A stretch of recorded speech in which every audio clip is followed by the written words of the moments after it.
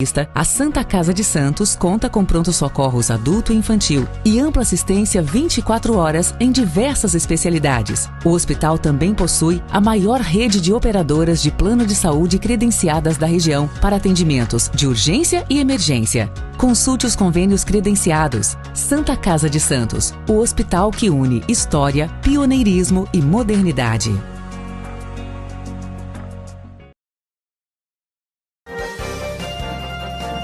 Começa agora Jornal em Foque. Apoio Santa Casa de Santos, cada dia mais completa.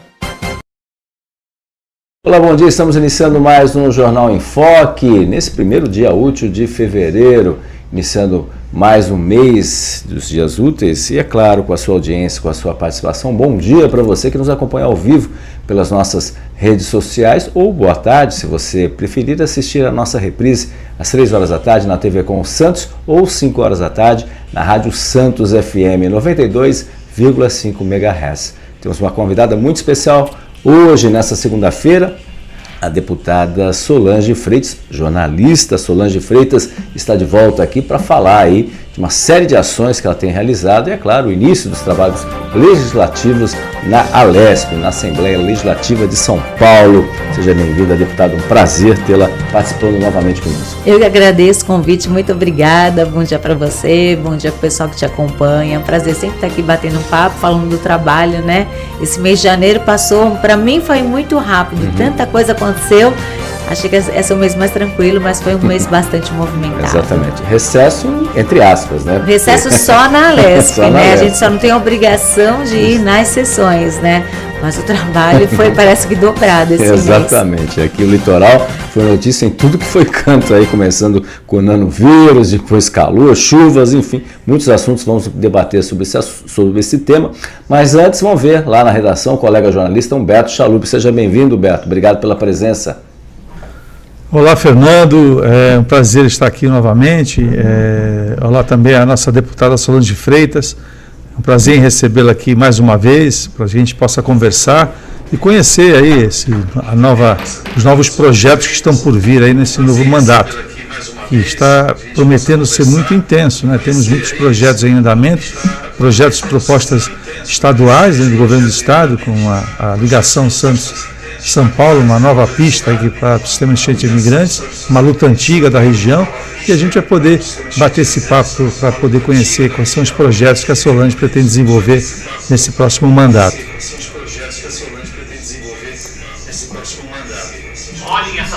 Muito bem, Chalup, obrigado pela presença aí. Temas importantes, inclusive a terceira pista da Imigrante será palco de uma audiência pública, né? Ainda a acontecer, né, deputada? A senhora está à frente, só é sempre uma defensora, porque inclusive semana passada trouxemos vários convidados na área portuária. O Porto de Santos completou 133 anos neste último domingo, né? E, obviamente, até o número aí, até o Sérgio Williams escreveu um belo artigo também, relembrando essa questão de data, tudo, mas enfim. E uma das questões que a previsão é 2031, mas o Porto tem avançado cada vez mais, 180 milhões de toneladas no ano passado.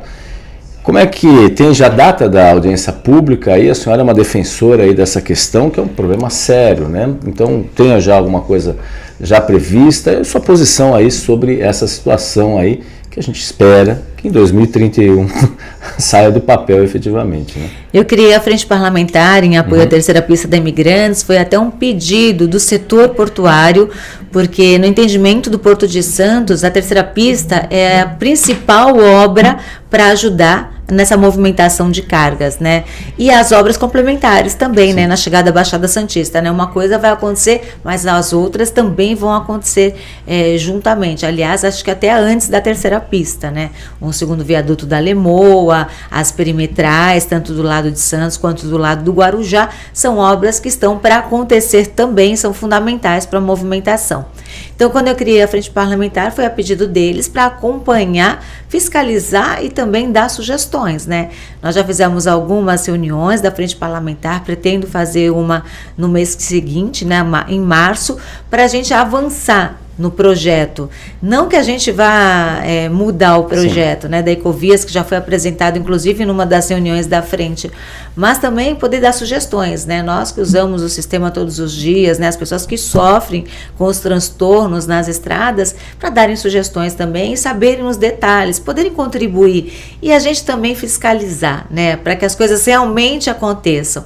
Quantas obras começaram ou quantos projetos começaram e nunca avançaram.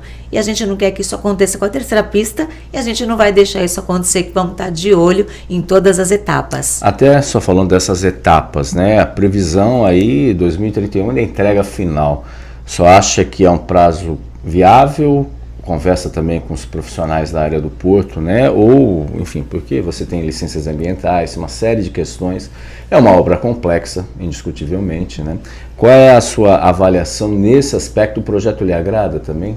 Atende à necessidade, só acha? Toda vez que se fala no projeto, a demora só em 2031, o projeto inteiro vai ficar pronto só no ano que vem, em 2026, a gente acha que é muito tempo. Mas conversando com a Ecovias, conversando com os especialistas na área, não é muito tempo. É um projeto muito complexo, né? Foi apresentado a forma como eles querem fazer, onde começa a pista, onde termina. Me surpreendeu, é uma pista feita quase que exclusivamente para o trânsito pesado, né? Foi pensada no tráfego de ônibus e caminhões, não que os carros não vão poder passar por lá, mas a pista foi feita para eles, né? Para os caminhões, para os ônibus, né? São apenas 2 faixas, né? Isso que me chamou a atenção, a gente imaginou que fosse algo maior, né? Pelo menos 4 faixas, é uma pista com 2 faixas, com um acostamento que no futuro talvez possa ser utilizado também. E vai ser para subida ou para descida, assim como acontece no sistema Anchieta Imigrantes, né? Então, isso que me surpreendeu, né? Achei que ia pouco, ser... Não? Então, eu achei pouco. Quando eu conversei sobre isso, né, numa das nossas reuniões, eles disseram que vai aumentar em mais de 140% o tráfego de caminhões, né? Quando você fala no tráfego pesado, vai aumentar mais de 140%. Só que o que eu tenho falado sempre é quando a gente pensa na terceira pista, a gente já tem que pensar na 4ª pista. Ah, Solange, você tá louca? Não, é verdade. Mas quando a gente inaugurou a 2ª pista da Imigrantes, se a gente já tivesse começado a falar na terceira pista, hoje a gente estaria inaugurando a terceira pista. Mas não, estamos falando do projeto ainda. Então, tudo tem que ser pensado ao mesmo tempo, né?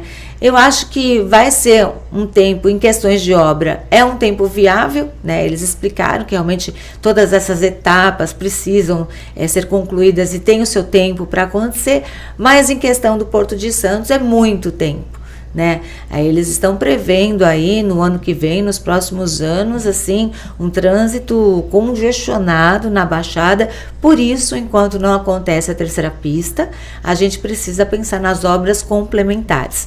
Conversei com o Pomini, né, do Porto de Santos, né, da autoridade portuária, e ele disse que essas obras vão acontecer, já está fazendo um planejamento para elas acontecerem. Exatamente. Entre uma das destaques, né, pelo menos o Ministério dos Portos e Aeroportos, a questão do STS-10, ali no Sabuó, que é o maior terminal, 601 mil metros quadrados, e é claro, o impacto. E o próprio presidente da autoridade portuária colocou também que haverá também a entrega simultaneamente de 2 viadutos, que ali há um impacto enorme que vai afetar muito aquela região. Precisamos discutir também as empresas que ali operam também, o que será delas, né? O cais público, apesar de ser pautas federais, mas são pautas locais também, né? E há uma preocupação, o próprio prefeito Rogério Santos tem pontuado isso, o próprio Anderson Pomini também nesse sentido, a questão do cais público e principalmente o terminal de passageiros, que você também tem uma demanda grande. A perspectiva hoje, deputada, só para ter uma ideia, de 60% a 65% de toda a movimentação de cargas passa, na prática, por 1 ou 2 pistas, né? Para descer pela Anchieta, né? Agora está comentando, só 2 faixas só, não sei se será o suficiente, estranhou. Talvez, sei lá, é o momento ainda de discutir. Eles dizem que é suficiente nesse momento, mas eu acredito que quando a gente inaugurar a terceira pista da Imigrantes, ela já não vai atender o suficiente e a gente vai ter que falar na 4ª pista também. Mas é importante a gente fiscalizar e exigir, eu falo a gente e a população de uma forma geral, exigir que as obras complementares sejam feitas. porque tem o avanço, né, das áreas portuárias, né, para a iniciativa privada. A gente sabe que as obras da iniciativa privada acontecem muito mais rapidamente do que o setor público, ou seja, esse aumento na movimentação, nas áreas ocupadas no Porto de Santos, vai ser maior do que a terceira pista. Então, pelo menos as obras complementares, elas têm que ser feitas o mais rápido possível. O prefeito Rogério Santos luta também para tentar incluir aí o túnel da Zona Noroeste, né, que vai ser muito importante para Santos e São Vicente. É uma obra grande também, que requer muitos recursos, mas é uma luta que acho que vale a pena também. Exatamente, são grandes desafios que nem a deputada está colocando, porque a iniciativa privada tem uma velocidade e a gente estima, né? Na realidade é o seguinte, faltou planejamento lá atrás. Sim. E agora a gente está pagando o preço por tudo isso.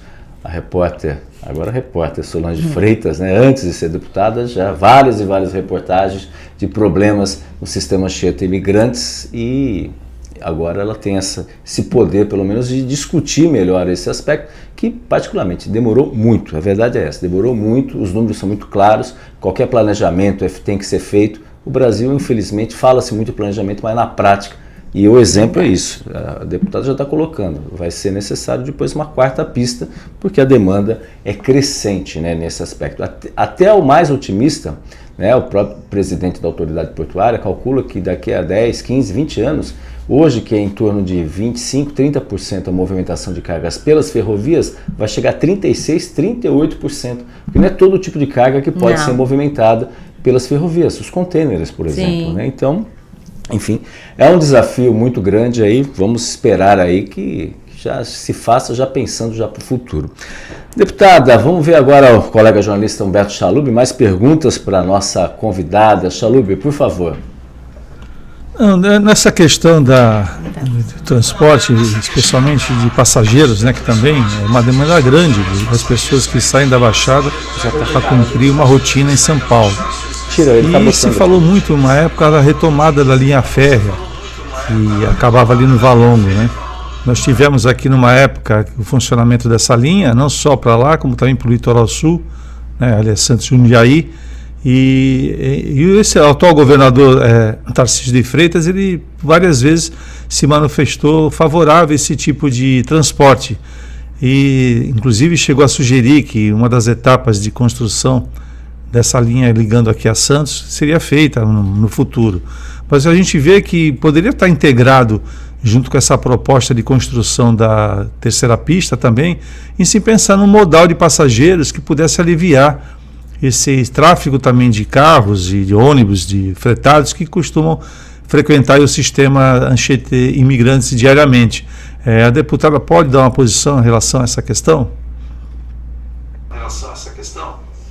O governador tem falado muito nessa questão da linha férrea, da movimentação. Inclusive, ele pediu um estudo para ver a possibilidade de reativação dessa linha e de uma outra também de passageiros na região.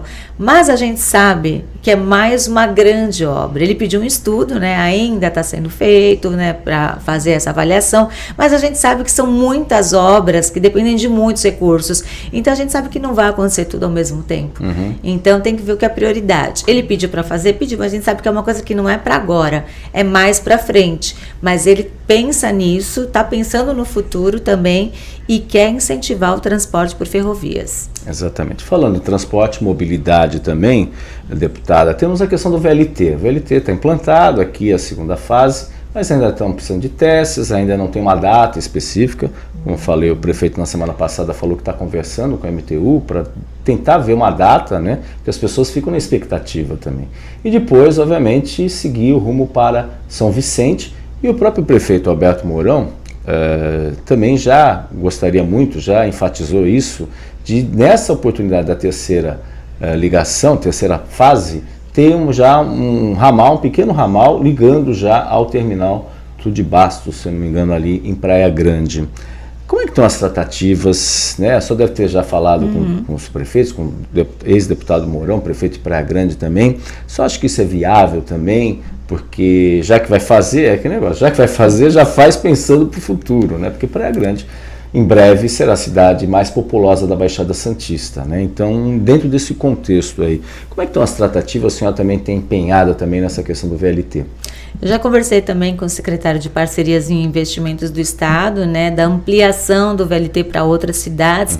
Tem pedidos também para a cidade de Cubatão, mas no primeiro momento o secretário disse que seria inviável, né, mas ao estudo também para a gente conseguir fazer a ampliação do VLT para outras cidades. Mas por enquanto são tudo propostas, né, e possibilidades, por causa realmente das obras que estão acontecendo na Baixada, né? A gente sabe que tem muita obra em andamento, vai acontecer a terceira pista, o túnel Santos-Guarujá, as obras na chegada à Baixada Santista, né, para poder aliviar o trânsito também. Então é muita coisa. A gente sabe que não vai acontecer tudo ao mesmo tempo, mas tem os estudos também para avaliar essa possibilidade. Em Praia Grande também. Exatamente. A sensação que nós temos é que a Baixada Santista sempre foi relegado para terceiro plano, né, deputada?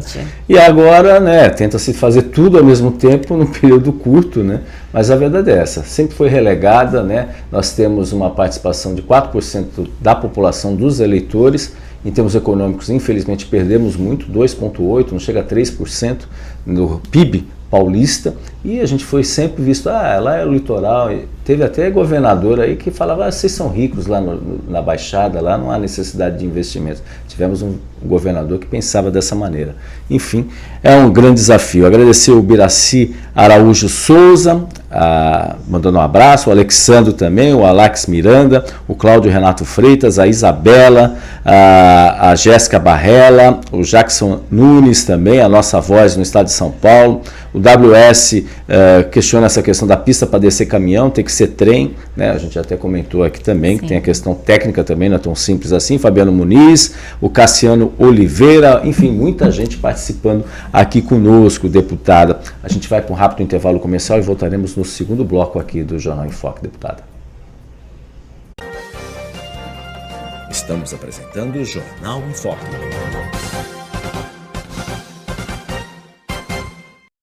O maior e mais bem equipado hospital do Litoral Paulista, a Santa Casa de Santos, conta com pronto-socorros adulto e infantil e ampla assistência 24 horas em diversas especialidades. O hospital também possui a maior rede de operadoras de plano de saúde credenciadas da região para atendimentos de urgência e emergência. Consulte os convênios credenciados. Santa Casa de Santos, o hospital que une história, pioneirismo e modernidade.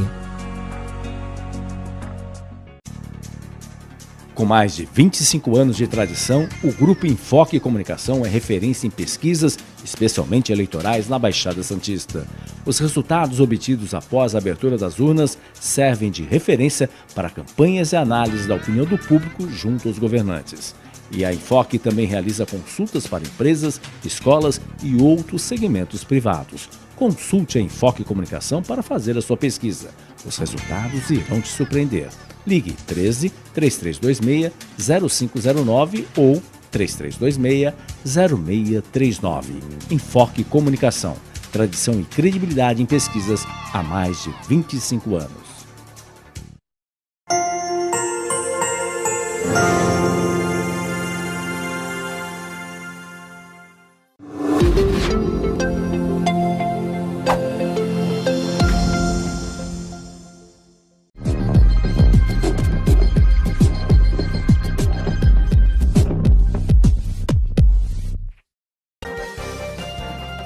Voltamos a apresentar Jornal em Foque.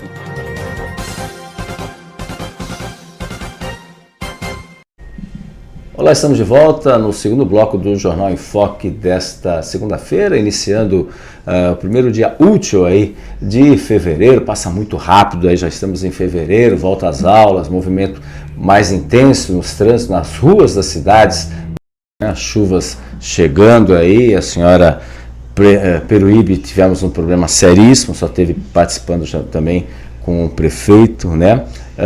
Temos o Guilherme Álvaro, que o caos literalmente no hospital, né? Enfim, as chuvas trazem problemas. Guarujá tivemos esse final de semana, a Defesa Civil inclusive encaminhou material para a cidade do Guarujá, alertas para a população, 2 alertas, se não me engano, no sábado, né? Enfim, como é que a senhora tem atuado aí? Porque é um problema sério, problema infelizmente, histórico, né, que as pessoas muitas vezes vivem em áreas mais periféricas, junto aos rios, enfim. Mas o que fazer aí, depois até falar também do Guilherme Álvaro, que passa por um processo complicado também, né? As pessoas parecem que tem que andar de barco lá dentro, né? De vez em quando, né, deputado? Olha, foi um mês bastante difícil, né? A gente sabe que é uma época de chuvas mesmo, mas tem ano que é mais e ano que é menos. E, infelizmente, esse ano foi muito mais. Quando aconteceu em Peruíbe, né, aquela chuvarada, várias pessoas desalojadas, desabrigadas, eu fui até a cidade, conversei com o prefeito, participei da reunião do gabinete de crise, pedi ajuda para o Estado e também para recursos, né, da Defesa Civil, da assistência social, dos bombeiros, que já estavam prontamente também já ajudando a cidade. Depois o prefeito me pediu uma reunião com a CETESB, e a CETESB prontamente marcou essa reunião, nós fomos lá para pedir o desassoreamento do rio. Por quê? Porque a gente sabe que desde o ano passado foi lançado esse programa de desassoreamento dos rios do estado todo e tem um específico para a Baixada, mas não tinha começado ainda, né?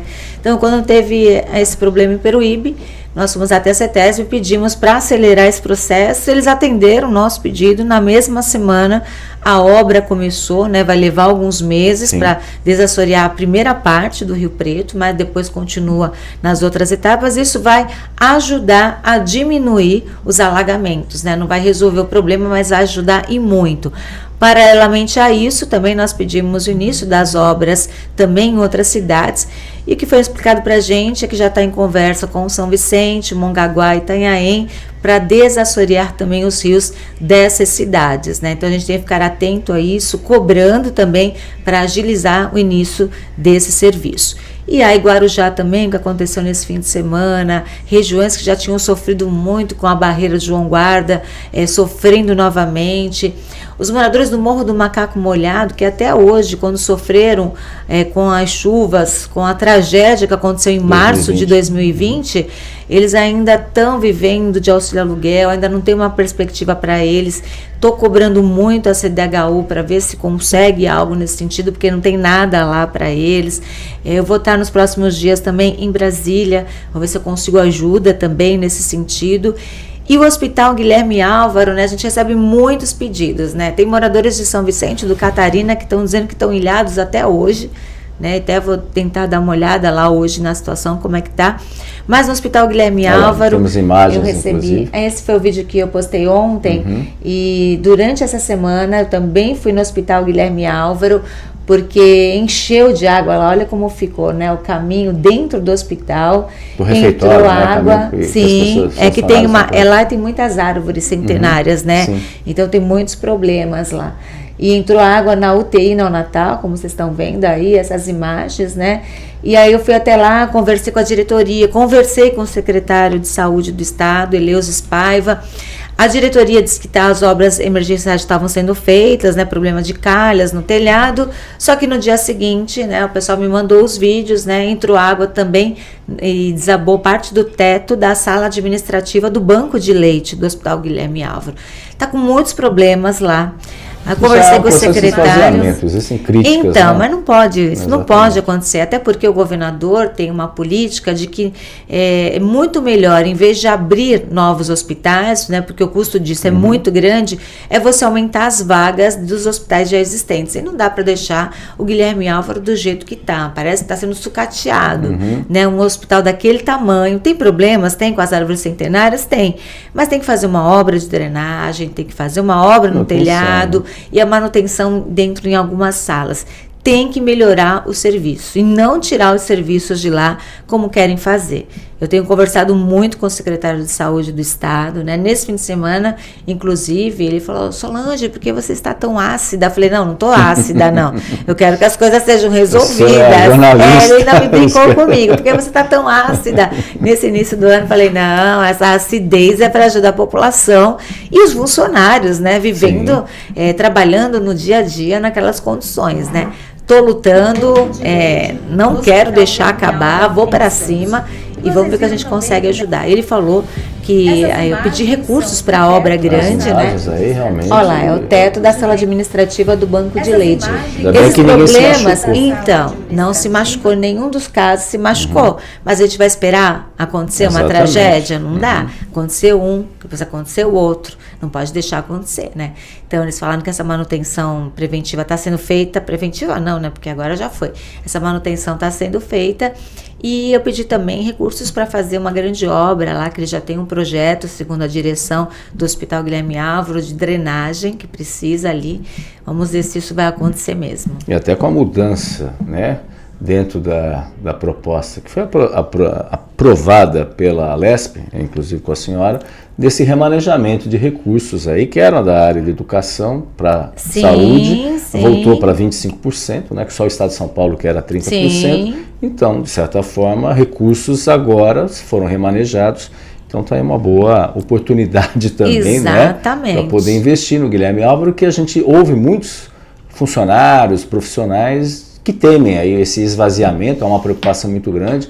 Houve um recuo por parte da direção do hospital, né, de quando houve também o anúncio lá da maternidade lá em São Vicente também, enfim, que aí alguns serviços iriam para lá, houve uma mobilização muito forte também de vereadores aqui da cidade, deputados também, dessa preocupação, porque você não pode fechar as portas, aliás, tem que ampliar o serviço. É isso, foi isso que eu briguei, quando eu vi a diretora do Guilherme Álvaro anunciando isso, eu liguei imediatamente para o secretário de Saúde do Estado, quando eu vi ela dando uma entrevista ao vivo falando isso, eu liguei para o secretário e falei assim, secretário, tá de brincadeira, né? A gente não pode fechar o serviço. Vai levar para outro lugar. A gente sabe como acontece, não é assim. Sim. Você tem que ampliar. Quando fala em regionalização, e eles querem fazer a regionalização, você tem que ampliar as vagas para a população e não remanejar. E os serviços históricos no Hospital Guilherme Álvaro, tá errado. Ele disse que isso não ia acontecer, me garantiu que não ia acontecer. Agora eu estou acreditando na palavra dele e estou lutando para que isso aconteça de verdade, a ampliação.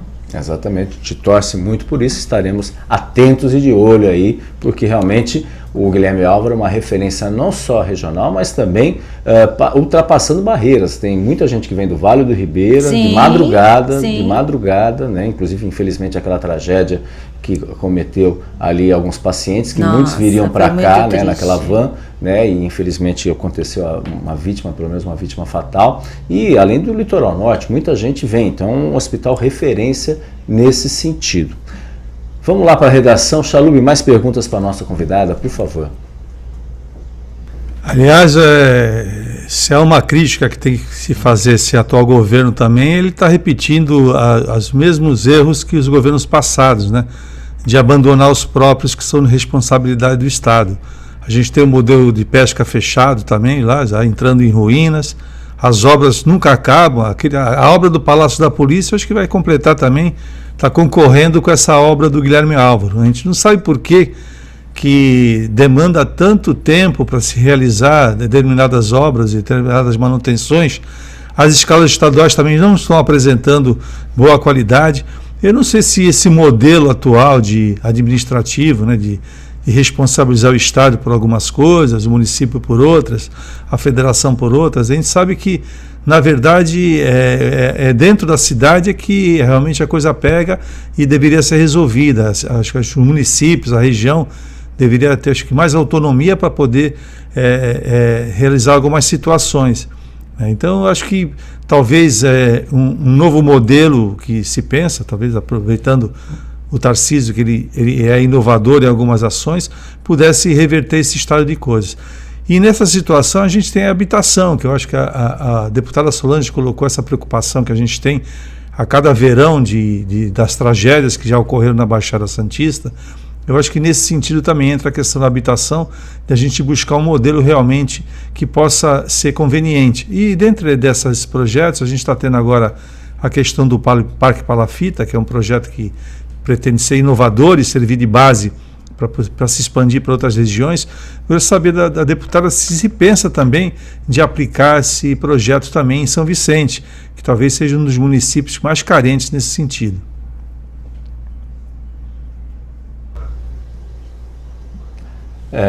Bem, agradecer aqui o Fabiano Muniz, o Cassiano Oliveira, o Alexandre Piqui, a Associação dos Multiplicadores Amigos do Bem, o Aldo Neto também mandando um abraço, o Matheus Lima, muita gente.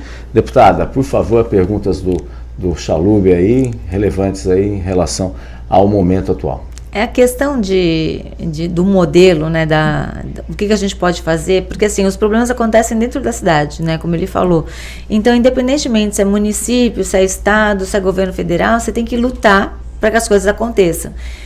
Eu vejo assim, muito no dia a dia, as pessoas, por exemplo, elas me pedem ajuda. Solange, asfalta essa minha rua. Solange, tá cheio aqui na minha rua. Assim, as pessoas não têm noção, assim, às vezes, da função de deputado. Mas o que eu faço? Eu atendo todo mundo. Sim. Então, eu ajudo, se for municipal, se for estadual, se for federal, eu vou para cima. Só que a gente não consegue também resolver tudo. Sim. A gente vai atendendo os pedidos conforme vai acontecendo, porque são 645 municípios no estado de São Paulo, né? Imagina quantas pessoas pedem ajuda pra gente, quantas pessoas pedem para olhar pela rua. A gente manda recursos, né? Manda recursos para asfaltar várias ruas em São Vicente, em Santos, obras em Itanhaém, em Cubatão. Por exemplo, o pessoal do Museu de Pesca de Santos, o museu está fechado, eles foram lá no meu gabinete e falaram: Solange, a gente só falta 1 milhão só, né? Só falta 1 milhão para começar a obra, já conseguimos 2, falta 1. Aí quando veio o orçamento do estado, eu fiz poucas emendas, eu fui lá, mexi, consegui remanejar e deixar esse 1 milhão, eu nem falei para eles ainda, esse 1 milhão para o Museu de Pesca, então as obras vão poder começar. Boa lá. Notícia, então você vai ajudando aos pouquinhos, né? Que nem o Horto de São Vicente, né? Eu estou brigando há muito tempo para a reabertura do Horto. 5 anos fechado, né? Sim, desde 2020, né? Quando teve aquela tragédia lá em março, né? As encostas ficaram perigosas, mas ao longo dos anos a vegetação foi se regenerando, né? Não há mais o risco iminente que havia, então o Horto pode ser reaberto. Só que é uma luta, até junto com a prefeitura, para isso acontecer. Aí consegui R$1,5 milhão, né? Foi com muita luta, a gente conseguiu e agora o prefeito anunciou o início das obras, que ainda vai demorar um pouco para acontecer, né? A gente tem que ficar um pouco no pé, né? A outra luta para que os animais permaneçam, né? Que a ideia do prefeito é tirar os animais de lá, mas eu sou contra isso. Imagina tirar o Ramon do Horto, né? Assim, é muito triste isso. O Ramon é a cara de São Vicente, né? Olha que fofo ele. Hoje, inclusive, vou fazer uma postagem aí com o Ramon, porque ele é fofo, né? O hipopótamo, quem não conhece, né, a história do hipopótamo Ramon no Horto de São Vicente? Então, estou lutando também para que isso não aconteça, para que os animais não sejam tirados de lá, para que Ramon não seja tirado de lá. Então, não é fácil, né? É uma luta constante, a gente tem que trabalhar muito. Sempre falo, político não pode ser preguiçoso, né? Porque as coisas estão acontecendo e a gente, Sim. que nem a janeiro chega a ser um mês tranquilo, olha só quantas coisas aconteceram, quantos problemas. Não deu para pegar uns dias, não? Não deu, janeiro não deu. Inclusive teve, infelizmente, mais um número recorde de afogamentos, Sim. né? Na virada do ano, no final do ano, início do ano. Eu propus até um trabalho, eu mandei recursos também para comprar mais equipamentos, né, para ter maior número de equipamentos que os guarda-vidas possam usar, né, rádios, comunicadores, jet ski. Aliás, eu mandei recursos para São Vicente para a compra de 2 jet skis, para que a Guarda Municipal possa fazer o trabalho de monitoramento naquela região onde tem muito abuso. Né? Abuso de jet ski, abuso de lanchas, som alto, baderna, próximo da praia.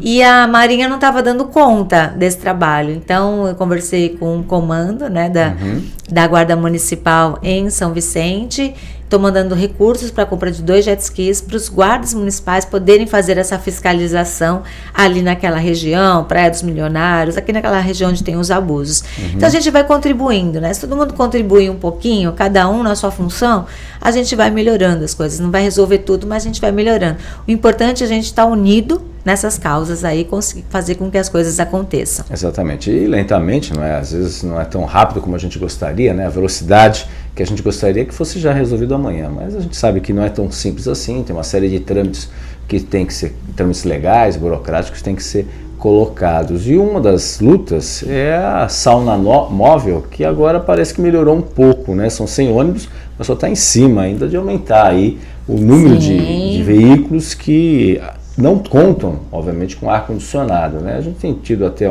esse início de janeiro, tivemos picos de temperaturas batendo aí mais de 40 graus, mas de forma geral, temperaturas mais amenas. Mas a tendência é a gente ter muito calor e as pessoas sofrendo. Quanto que falta e qual é a perspectiva de ampliar a frota aí, efetivamente, de ônibus intermunicipais? Os ônibus intermunicipais da Baixada nunca tiveram ar-condicionado. Nunca. A população sofrendo esses anos todos, só piorando a situação.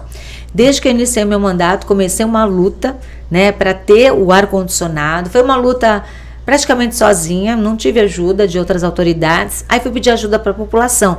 Fiz o abaixo-assinado, falei com o governador disse que ia fazer alguma coisa e fez, mandou fazer o estudo e a gente conseguiu 100 ônibus com ar-condicionado na Baixada Santista. Só que a frota tem 400.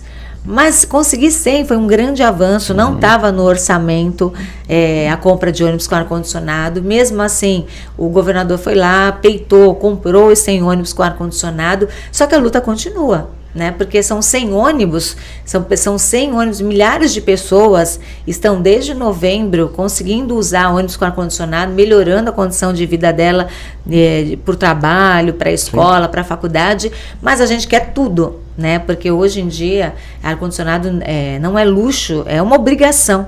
Aliás, a empresa deveria zelar também pelos funcionários dela, né? Os motoristas que sofrem sem o ar-condicionado. A luta continua, inclusive assim, nos próximos dias vou protocolar um projeto de lei para ver se eu consigo melhorar isso, já que não vai no pedido, vai na lei, entendeu? Então, assim, essa semana já vou protocolar um projeto de lei para poder ver se a gente consegue obrigar isso a acontecer. Até por todo o estado também, né? Exatamente. Então, entre hoje e amanhã já devo protocolar esse projeto de lei, depois eu conto os detalhes para ver se não vai no amor, vai na dor, né? Então, assim, é uma luta que continua pelo fim da sauna móvel, mas eu recebo todos os dias mensagens das pessoas: Solange, muito obrigada, eu tô aqui no ar-condicionado, no gostosinho. Então, não tem preço, assim, você receber esse retorno da população pelo trabalho que a gente faz. Exatamente. E a senhora vai falar assim: eu não estou ácida, estou ficando cada vez mais atenta aí, obviamente, às demandas, né?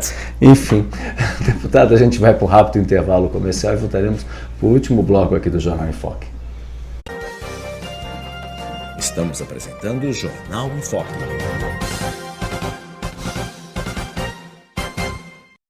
O maior e mais bem equipado hospital do Litoral Paulista, a Santa Casa de Santos, conta com pronto-socorros adulto e infantil e ampla assistência 24 horas em diversas especialidades. O hospital também possui a maior rede de operadoras de plano de saúde credenciadas da região para atendimentos de urgência e emergência. Consulte os convênios credenciados. Santa Casa de Santos, o hospital que une história, pioneirismo e modernidade.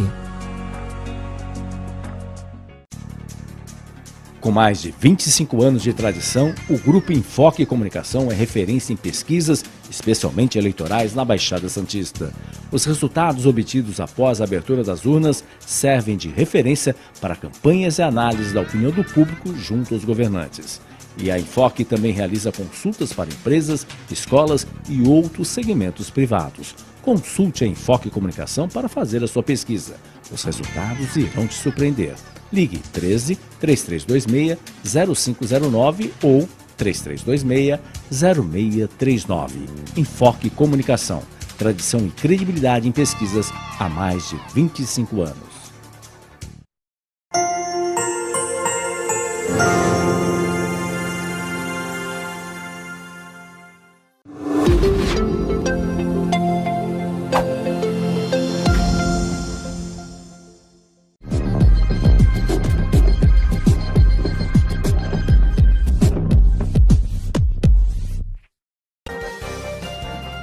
Voltamos a apresentar Jornal em Foque.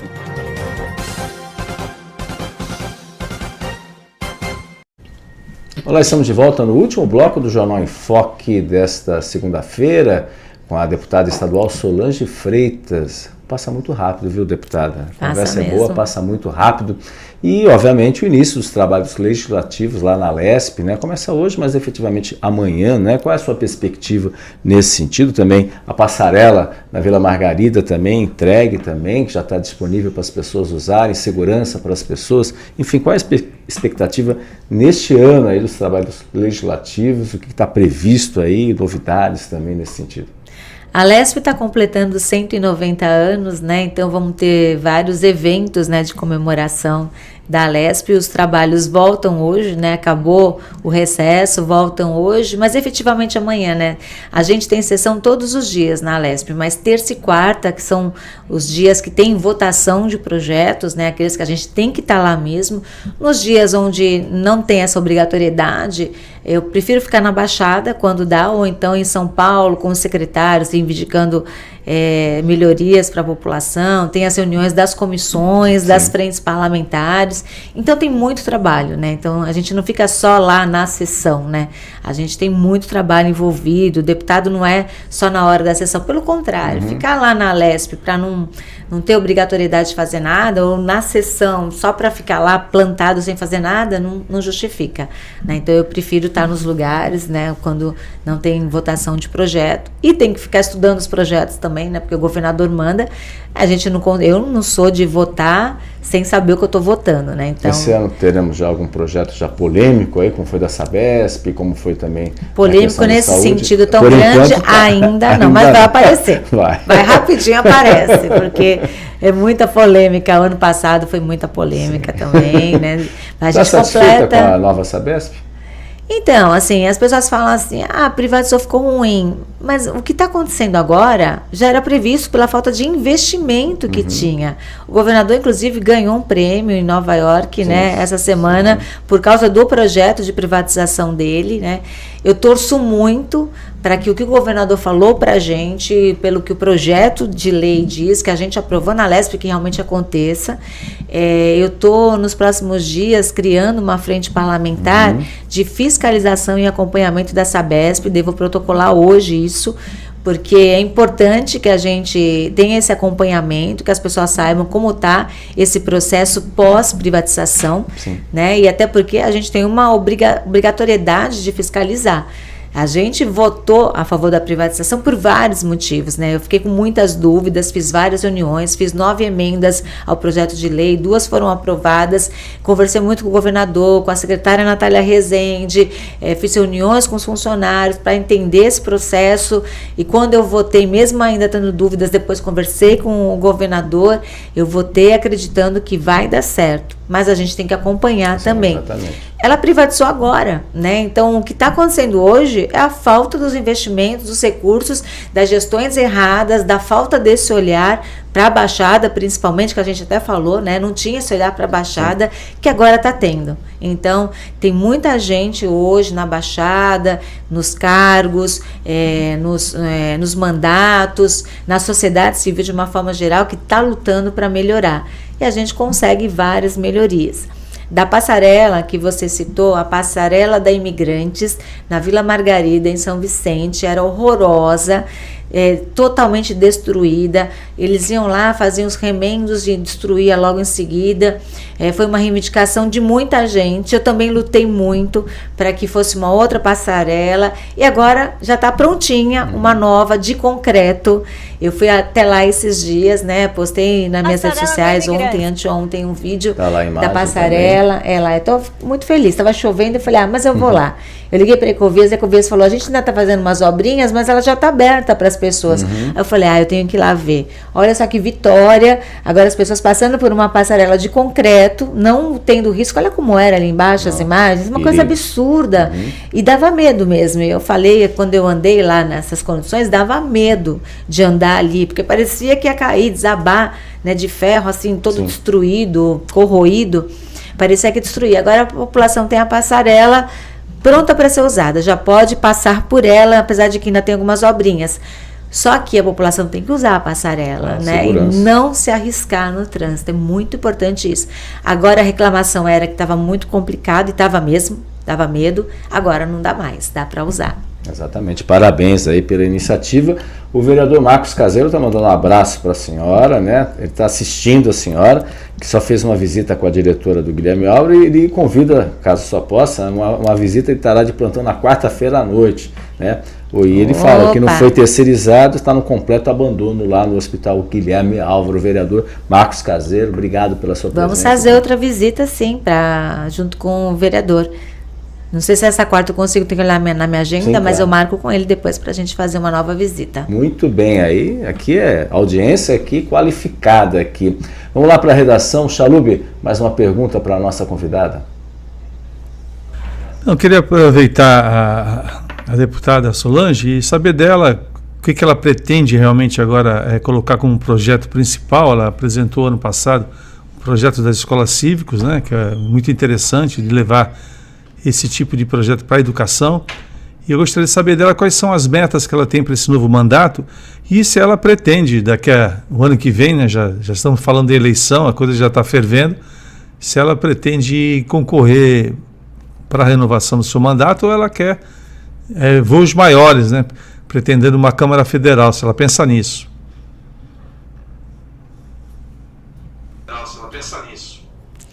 Então, as escolas cívico-desportivas, o meu projeto de lei que eu apresentei no final do ano passado, é muito importante, porque não tem as escolas cívico-militares?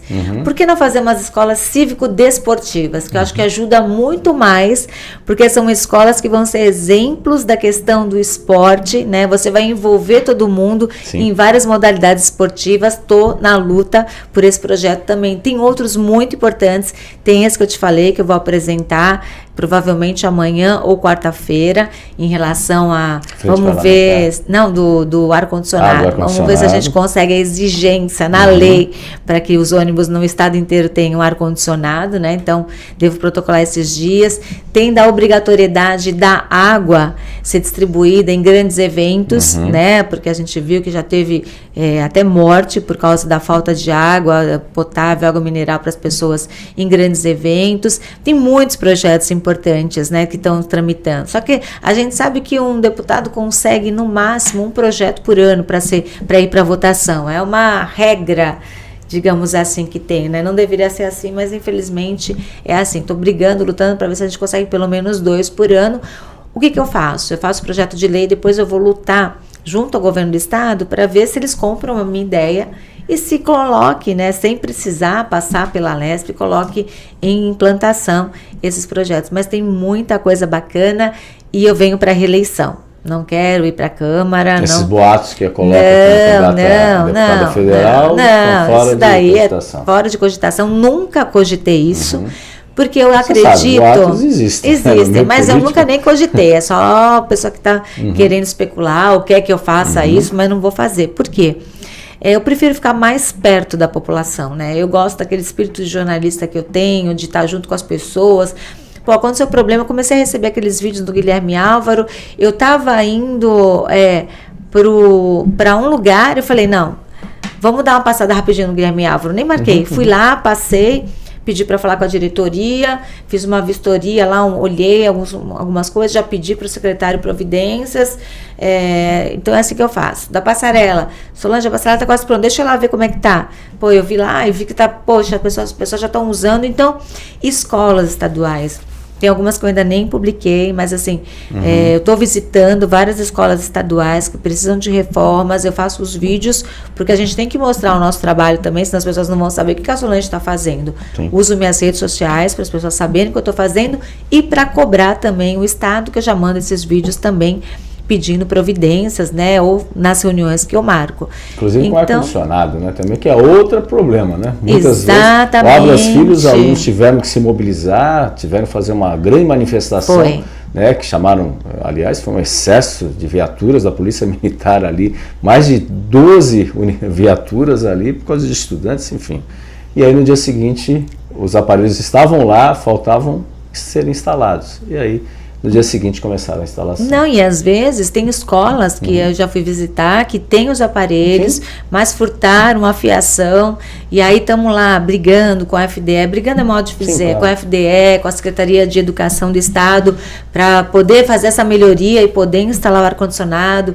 É uma luta nossa também, o ar-condicionado nas escolas estaduais. Algumas já vão começar, várias já vão começar esse ano as aulas com ar-condicionado. Sabe alguns nomes das escolas que vão começar? Eu não Não tenho, eu tenho a lista, não tenho, eu posso até te passar depois, Sem eu te problema. passo, não lembro de cabeça, mas eu tenho essa lista e até o final do ano, né, segundo o secretário de Educação do Estado, quase todas as escolas, 100% das escolas vão estar com ar-condicionado. Então a gente vai acompanhar aí para ver se isso vai acontecer realmente. Exatamente, a gente torce também porque é impossível, que nem a deputada falou, hoje é ar-condicionado, antigamente poderia falar é luxo, hoje não é luxo, já faz tempo. Imagina um estudante meio-dia, né? Não dá.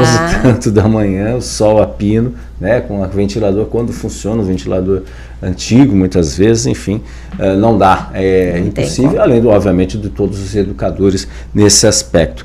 Deputado, a gente está na reta final também, obviamente, seu partido, União, foi um dos primeiros aí a apoiar vários e vários candidatos a prefeito. No caso de Santos, o União foi o primeiro aí a... Sim. Isso em fevereiro só teve aqui. Falou, é verdade. Vamos apoiar, que nem se sabia quem seria o candidato, que isso só foi resolvido aos 47 do segundo tempo. É verdade. Aqui em Santos, nesse aspecto, né? Como é que tem sido a sua relação com os prefeitos eleitos, né? Os acordos estão sendo cumpridos, né? Os acordos firmados, que governar, ninguém governa sozinho, né? Então governar em conjunto tem sido cumpridos aí, como que só vê nesse aspecto?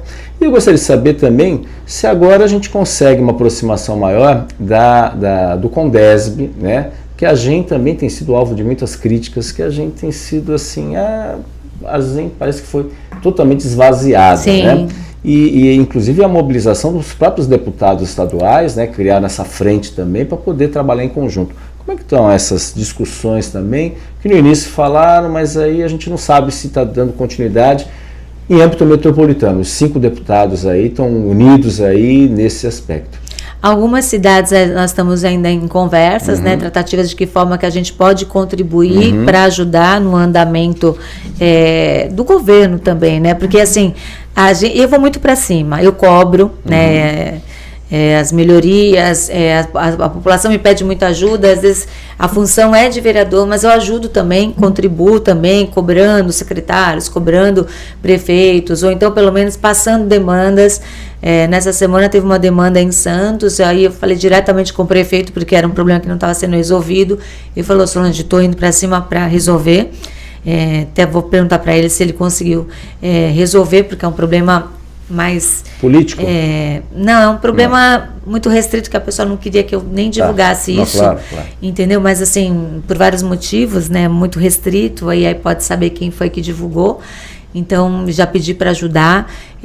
Nós estamos agindo ativamente em Santos, né, com a Coab, né, a gente tem uma estreita relação com a Coab. A gente indicou a Nina Barbosa para ser a secretária da Mulher, né, uma das minhas causas, brigar pelas questões contra a violência da mulher, né, então a gente indicou, também esse era um acordo que nós tínhamos, né, com não exatamente a Secretaria da Mulher, mas depois da eleição a gente conversou o que seria melhor, onde a gente poderia atuar melhor, a gente pediu a Secretaria da Mulher, porque a gente entende que dá para brigar muito, né, pela mulher, pelas pessoas com deficiência, né, os conselhos, né, estão na Secretaria da Mulher, a gente gosta muito de fazer essa parte do social, né, como em São Vicente, por exemplo, a Secretaria de Direitos Humanos, com o Jackson, que faz um trabalho maravilhoso, só que é um trabalho que muitas vezes as pessoas não veem diretamente, mas é um trabalho social que ajuda tantas famílias, ajuda tanto a melhorar as situações como a questão da segurança, da forma que as pessoas estão passando naquele momento, a discriminação, lutando contra isso. Então é um trabalho assim que muitas vezes ninguém quer, porque eu não é um trabalho de tanta aparência, mas é um trabalho que eu quero fazer, de ajudar de verdade as pessoas, né? Então não tem preço o quanto a gente pode contribuir. O Jackson é um secretário maravilhoso, faz um trabalho bem bacana. A Secretaria de Habitação de São Vicente, né, que a gente tem lutado por várias melhorias. O vereador Igor Ferreira está assumindo, né, assumiu esses dias a Secretaria de Habitação, Negando Caminhão subiu, voltou a ser vereador. Então tem vários trabalhos que a gente vem construindo para melhorar. Mas mesmo a gente estando junto nas administrações, a cobrança é a mesma também. Tanto que do Horto foi a maior luta, foi a maior briga para a gente conseguir, e agora a gente vai começar a obra, a gente tem que fiscalizar para que tudo aconteça. A luta no Horto continua, então não é porque a gente está junto na caminhada que a gente vai fechar os olhos para outros problemas, né? Esses dias as pessoas na minha rede falando assim, Solange, e os ônibus municipais de São Vicente, você não vai falar nada? A minha obrigação como deputada é fiscalizar os ônibus estaduais. Os ônibus municipais têm que cobrar os vereadores e o prefeito. Exatamente. Mas, mesmo assim, como eu recebo esses pedidos, também estou conversando com a Prefeitura de São Vicente, porque tem muita reclamação dos ônibus municipais de São Vicente, disseram que estão destruídos, o ar não funciona muitas vezes. Então, assim, mas a população tem que ficar em cima dos vereadores, da Prefeitura, para resolver esse problema. Mas todos os pedidos que eu recebo, eu vou para cima para tentar ajudar de alguma maneira. Acabando, já estamos no final, a senhora foi uma das críticas nessa questão da consulta pública 144 da ANS, absurdo. Agência Nacional de Saúde, né? Que aí, obviamente, a ANS tentou explicar que não é bem assim, tudo, né? E explicou e depois admitiu, né? Voltou atrás. Depois voltou atrás. E a senhora pretende também fazer uma audiência pública, não só sobre esse assunto, mas a questão do câncer, enfim, e outros temas importantes nesse aspecto. Particularmente, a senhora já falou em vários momentos, a senhora já teve esse tipo de situação também. Qual é a previsão em março que a senhora deve lançar aí esse evento aí para discutir esse tema? Porque é uma preocupação. Depois da pandemia, os números estão explodindo cada vez mais a questão desse tipo de doença, que é uma doença muito séria, que infelizmente ainda mata muita gente. Já fiz 2 audiências públicas em relação à questão do câncer, né? Eu tenho me empenhado muito para melhorar os atendimentos relacionados ao câncer no Hospital Guilherme Álvaro. Esse serviço foi ampliado, né? Ainda não é o suficiente, mas também foi ampliado. A gente lutou muito também em relação a isso. Lógico, não foi uma causa só minha, mas quanto mais pessoas lutando, cobrando, é bom para os serviços acontecerem. Agora, a determinação da ANS, ela depois tentou falar que não era bem assim, mas agora já está voltando atrás, né? Que se explicar o inexplicável, mas na verdade foi isso mesmo. Ela queria fazer uma recomendação para os planos de saúde para a mamografia ser a partir dos 50 anos, que é um absurdo. Quando a gente tem que diminuir, que hoje no SUS é a partir dos 40, quando a gente fala que tem que ser até menos antes dos 40 anos, porque tem muitas mulheres novas que com 30, 35 anos que estão descobrindo a doença e às vezes por não ter tanta preocupação, às vezes descobre já no estágio avançado. A ANS quer fazer essa orientação. Só que a gente sabe que quando acontece isso, é a brecha que os planos de saúde querem. Aí eu tenho um plano de saúde, sei como funciona, eu tenho um plano de saúde, sei como é. Aí eu faço a mamografia esse ano. Aí se eu não tivesse 50 já, aí eu vou querer fazer o ano que vem? Não, num plano não cobre. A recomendação da ANS é de 2 em 2 anos, que era essa recomendação que ela queria fazer. É um absurdo. A sua idade ainda não recomenda, então eu não vou autorizar. A gente sabe como funciona, né? Então a ANS com papinho furado, depois querendo dar explicação que não era verdade, né? Até algumas pessoas me questionaram: Solange, não é nada disso. Eu falei, não é nada disso, não. A gente foi atrás das informações, a gente buscou as informações, era isso sim. Tanto que agora ela já está voltando atrás, está falando assim, quero ver se as entidades provem que realmente é importante a partir dos 40 anos. Também outra fala absurda, mas pelo menos já está voltando atrás. São muito claros. Já pedi reunião, a sede da ANS é no Rio de Janeiro. Quando eu for para Brasília também, já estou tentando reunião com o Ministério da Saúde. Eu estou buscando a ajuda de todos os lados, né? Tem várias coisas que é difícil acontecer, mas essa não dá para deixar acontecer. Não dá. Essa é uma coisa que eu vou brigar até o final. Exatamente. Quando você coloca como opção, aí acabou, né? Acabou. Aí é a brecha que precisa para poder, olha, a lei não me obriga, então eu faço quando eu quero. Exatamente. É verdade. Infelizmente, essa que é a verdade. Deputada, muito obrigado pela sua presença. Infelizmente, a gente tem limitação pelo tempo, mas eu agradeço muito a sua presença. Um bom início de trabalho lá na LESP, também desafios também, né? Muito obrigado mesmo pela sua presença. Eu que agradeço, muito obrigada, pode me chamar, sempre que der vou estar aqui conversando com você, conversando com o teu pessoal que te acompanha, porque é importante a gente falar do nosso trabalho também. Obrigada. Exatamente. E a gente agradece a sua presença, a sua audiência, hoje trazendo como convidada a deputada estadual Solange Freitas, do União Brasil. Agradecemos também a participação do colega jornalista Humberto Chalub, lá na redação, também trabalhos técnicos de Felipe Brandão e a você, internauta. Lembrando, reprise 3 horas da tarde na TV Com e 5 horas da tarde, Rádio Santos FM 92,5 MHz. Tenham todos Um ótimo dia e muito obrigado. Tchau, tchau. Tchau. O maior e mais bem equipado hospital do Litoral Paulista, a Santa Casa de Santos, conta com pronto-socorros adulto e infantil e ampla assistência 24 horas em diversas especialidades. O hospital também possui a maior rede de operadoras de plano de saúde credenciadas da região para atendimentos de urgência e emergência. Consulte os convênios credenciados. Santa Casa de Santos, o hospital que une história, pioneirismo e modernidade.